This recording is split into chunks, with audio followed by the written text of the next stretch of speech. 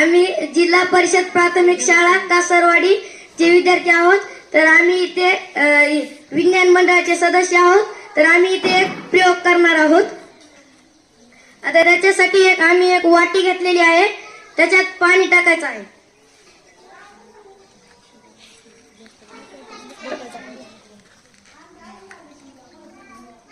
पाणी टाकून घेतलेलं आहे. आता त्याच्यात एक